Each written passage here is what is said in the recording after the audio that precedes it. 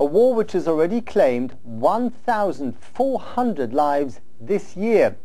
It's a conflict being waged between Mexican authorities and the country's drug cartels in what has become one of the world's major drug trafficking centers.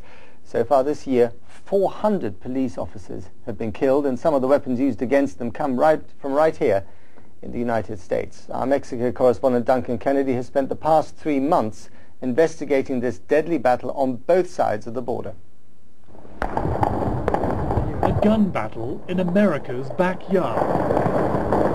This was Tijuana recently, a city that borders the United States.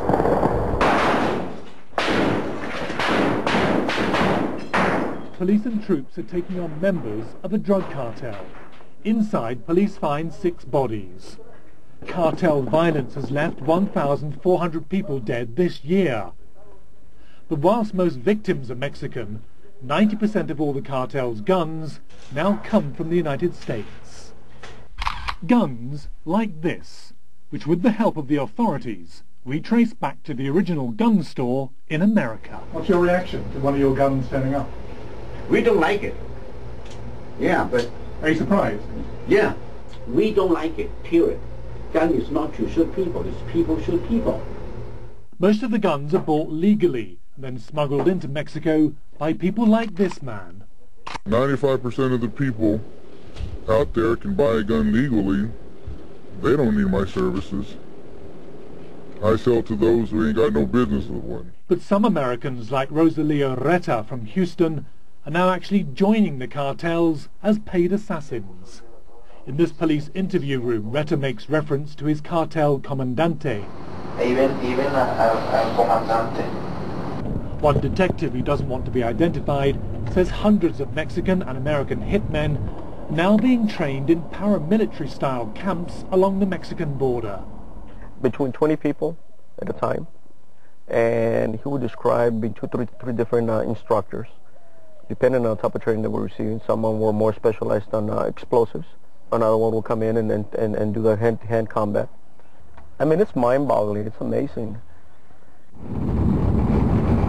Back in Mexico, we decided to visit one of the cartel's former training centers.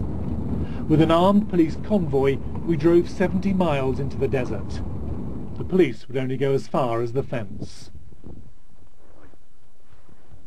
We walked for about half an hour. It's isolation ideal for weapons practice. The police tell us we can only stay here for a few minutes. They're extremely jittery.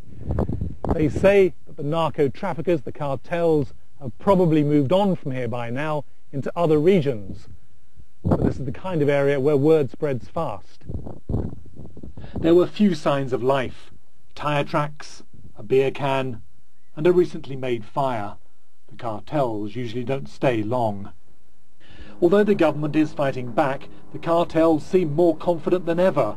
Just look on the right, what one gang member inscribed on his weapon.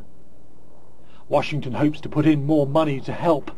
With its guns and assassins, Mexico has killing machines not yet under control. Duncan Kennedy, BBC News in Mexico.